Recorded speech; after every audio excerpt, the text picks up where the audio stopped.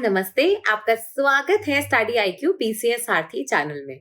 आप है मेरे साथ सुप्रिया के साथ और हम एक नए कोर्स की शुरुआत कर चुके हैं, वो है NCERT थ्रू MCQs कोर्स। ठीक है, हम यहाँ पे सबसे पहला जो इसके अंदर ले रहे हैं वो है अपना इकोनॉमी यानी अर्थव्यवस्था। ठीक है, अब सबसे इंपॉर्टेंट बात यह है कि हम इसको क्लास वाइज चलेंगे, class 9th, class 10th, class 11th, class 12th, जैसा मैंने आपको इसके जो इंट्रोडक्शन वीडियो था उसके अंदर प्रॉमिस किया था।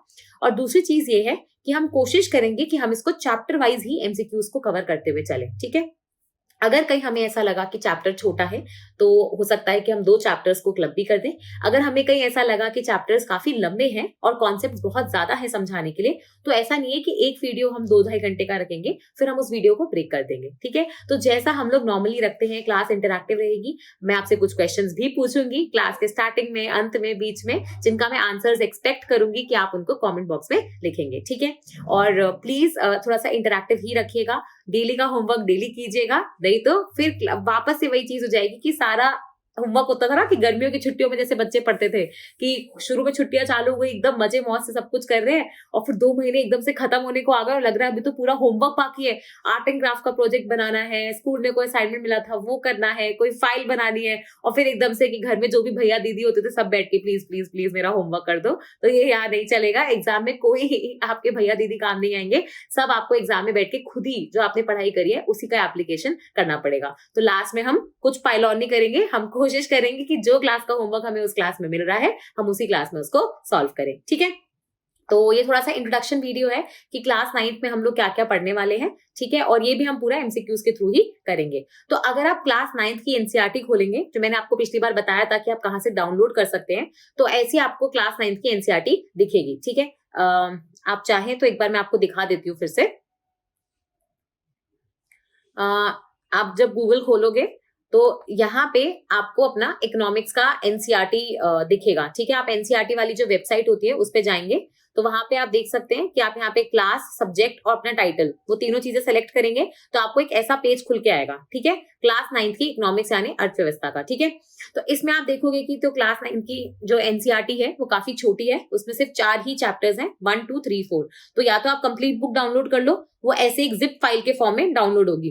देखो ये सब चीजें मैं इसलिए बता रही हूँ, आपको कई लोगों को लग रहा होगा कि जो बहुत एडवांस कंप्यूटर अच्छे से जानते हैं ऑपरेट करना, उनके लिए चीजें काफी आसान होती है। लेकिन कई बार क्या होता है कि बहुत से ऐसे बच्चे होते हैं जिन्होंने कभी ऐसा कंप्यूटर्स को आप देखोगे कि पहली बार होता है कि वो यूज कर रहे हैं, लैपटॉप वगैरह से कुछ डाउनलोड कर रहे हैं, अभी जिप फाइल भी हो सकता है कि उन्होंने कभी देखी ना हो। तो इट्स इंपॉर्टेंट कि एटलीस्ट आपको एक बार पता हो कि जब आप ये बुक डाउनलोड करोगे तो वैसे जिप फाइल के फॉर्म में खुलेगी। ठीक है, फिर आप इस पे क्लिक करोगे तो ये ऐसे देखो आप अलग अलग PDF निकल के आएंगे। ठीक है, तो अब क्या है, जैसे ये 1, 2, 3, 4 ये चैप्टर्स है और ये इसका इंट्रोडक्शन है। ठीक है, तो आप जैसे 1 पे क्लिक करोगे तो ये एक PDF फॉर्मेट में है, आप यहाँ पे पढ़ सकते हो, अडोब एक्रोबैट डॉक्यूमेंट। ठीक है, तो ये अडोबी होता है वैसे तो वो। ठीक है, तो ये बेसिकली उस डॉक्यूमेंट के फॉर्म में है, आप इसको क्लिक करोगे तो आपका PDF खुल जाएगा। ठीक है, ये देखो आपका चैप्टर 1 खुल गया। ठीक है, देख रहे हो आप, तो ये चीज है। तो इसको आप आराम से यहाँ से चैप्टर पूरा पढ़ भी सकते हो, नहीं तो हम जो MCQs करेंगे उसके थ्रू जो भी आपको इंपॉर्टेंट कॉन्सेप्ट लगे तो यहाँ पे जाके देखो। मैं आपको वही चीज समझा रही हूँ कि कैसे आप अपनी पढ़ाई को एकदम टारगेटेड बना सकते हो, मिनिमाइज कर सकते हो जो टाइम उसमें फालतू का कंज्यूम हो रहा है। ठीक है, नोट्स बनाने ही क्यों है, देखो नोट्स वहां बनाओ, चीजें वहां लिखो जहां आपको लग रहा है कि मटेरियल अवेलेबल नहीं है। ऑलरेडी ये मटेरियल भी पढ़ रहे हो, फिर उसमें से भी नोट्स बना रहे हो, फिर उसमें और 50 नोट्स ऐड कर रहे हो, कब पढ़ोगे इतने सारे नोट्स, इतना टाइम नहीं मिलता। तो यहाँ पे आप देखो, ये दिख रहे हो, आप यहाँ पे कुछ ड्रॉ भी कर सकते हो। ठीक है, फिर यहाँ से आप हाइलाइटर बटन पे क्लिक करोगे तो आपको जो इंपॉर्टेंट लग रहा है, जैसे सपोज मुझे इंपॉर्टेंट लगा, मैंने हाईलाइट कर दिया। अब मैं इसको अगर Ctrl+S कर दूंगी ना तो ये मेरा सेव हो जाएगा डॉक्यूमेंट, और जब भी आप इस PDF को खोलोगे तो जो भी आपने ड्रॉ किया है, जो भी आपने हाईलाइट किया है, वो हमेशा वैसे ही रहेगा। तो अगर आपको कभी पूरा चैप्टर नहीं पढ़ना है, आपको सिर्फ रिविजन करना है, तो आपको सिर्फ अपनी हाईलाइटेड चीजें पढ़नी पड़ेगी। ठीक है, यहाँ से इरेज लेके आप चीजों को देखो, इरेज भी कर सकते हो। ठीक है, समझ में आ रहा है। तो ये मैं कुछ आपको बता रही हूँ कि जैसे आप, अब जैसे ये टेक्स्ट बॉक्स है, ये टेक्स्ट बॉक्स होता है, अब आपको कुछ नोट्स है, यहाँ पे कुछ आपको एंट्री करनी है तो आप यहाँ पे लिख सकते हो कि दिस इज इंपॉर्टेंट, है ना। ठीक है, अब मैंने इसमें क्लिक कर दिया तो आप ये देखो अभी यहाँ पे ऐसा का ऐसा हाईलाइटेड रह गया। तो अगर आपको कुछ और यहाँ पे चीज आ रही है, कोई करंट अफेयर्स का इवेंट है जो आपको लग रहा है कि भाई इसका एग्जाम्पल बन सकता है, तो यही की यही नोट के फॉर्म में आप इसको ऐड कर सकते हो। ठीक है, तो ये जो इंट्रोडक्टरी मेरा जो वीडियो रहता है ना, इसका टारगेट यही रहता है कि कुछ चीजें ऐसी जो आपने कभी शायद नहीं करी हो या अभी तक आप नहीं कर पा रहे हो, आपको पता नहीं हो, तो वो यहाँ से पता लग जाए, ताकि आपकी जो पढ़ाई है ना वो एकदम, हम बोलते हैं ना उसको, स्ट्रैटेजिक हो जाए, एकदम उसमें जो टाइम वेस्ट हो रहा है वो सब चीजें ना हो। ठीक है, ऐसे ही आप देखोगे वो जो जिप फाइल थी उसको जब आप खोलोगे, ठीक है, तो ऐसे ही चैप्टर 1 था, वैसे ही चैप्टर 2, चैप्टर 3, चैप्टर 4, ऐसे आपकी पूरे आप जिप फाइल में से अलग अलग पीडीएफ खोल सकते हो, उनको फिर आप बाद में सेव कर सकते हो। ठीक है, तो ऐसे आप अपने एनसीईआरटी जो होती है वहां पे वेबसाइट पे जाओगे, वहां से ऐसे या तो कंप्लीट बुक डाउनलोड कर लो एक बार में, या फिर आप देखोगे अलग अलग चैप्टर वाइज, जैसे आपकी सहूलियत हो। ठीक है, अब ये मैंने यहाँ पे कंटेंट डाला है एनसीईआरटी की वेबसाइट से ही लिया है, तो यहाँ पे आप देख सकते हो 4 ही चीजें हैं, बहुत ही बेसिक लेवल पे इन्होंने चीजें समझाई हैं। पहले तो एक पालमपुर विलेज की स्टोरी से शुरुआत करी है, फिर उन्होंने बताया है कि कैसे सबसे एक्चुअल रिसोर्स जो होता है ना किसी कंट्री के लिए, अगर आप देखोगे किसी देश के लिए, तो हमें तो बोलते ही है भाई जल जंगल जमीन वो सब तो है ही, लेकिन उसके अलावा होता है वहां पे रहने वाले लोग, पीपल। ठीक है, जिसको हम आगे समझेंगे कि उसको आप ह्यूमन कैपिटल भी बोलते हो। ठीक है, ह्यूमन रिसोर्स, ह्यूमन कैपिटल क्यों बोलते हो, मतलब आप मानव को पूंजी के तौर पे क्यों देख रहे हो। भाई आपके पास बहुत सारे मिनरल्स हैं, आप अफ्रीका में रहते हो, आपके कॉन्टिनेंट में बहुत सारे मिनरल्स हैं, ठीक है, लेकिन उन मिनरल्स को यूज करने के लिए आपके यहाँ पे जो ह्यूमन रिसोर्स है वो ही नहीं है। आपके यहाँ पे ह्यूमन रिसोर्स नहीं है, आपके यहाँ पे इतना अच्छा स्किल सेट नहीं है लोगों के पास कि वो उस मिनरल को, भाई जो डायमंड गोल्ड पड़ा हुआ है, उसको रिफाइन करके आगे मार्केट में बेच सके।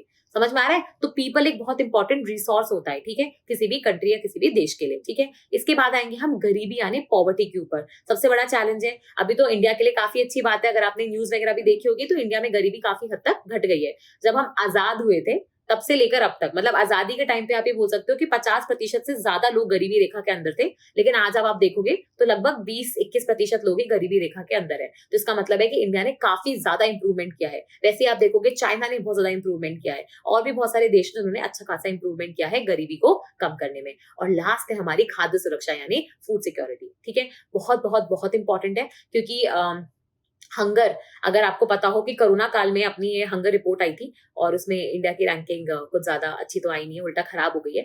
तो इनफैक्ट आप देखोगे कि पूरे वर्ल्ड लेवल पे एक जो चीज हमने देखी है कोरोना काल में वो ये थी, क्योंकि आप देखोगे कि खाने का आदान प्रदान, लॉजिस्टिक्स में काफी ज्यादा इश्यूज आ गए थे, तो खाद्य सुरक्षा एक बहुत बड़ा चैलेंज बन गया था। ठीक है, फूड सिक्योरिटी। और अभी आपको पता ही है कि रूस यूक्रेन का युद्ध चल रहा है। दोनों ही कंट्रीज जो होती हैं उनको हम लोग फूड बोल ऑफ वर्ल्ड बोलते हैं, क्योंकि वो स्टेपीज वाला जो अपना ज्योग्राफी में आप एक चीज पढ़ते हो, स्टेपीज करके जो प्लेन एरिया होता है जहाँ पे बहुत सारा अनाज उगता है, दोनों ही आप देखोगे गेहूं का पैदावार वाले देश हैं।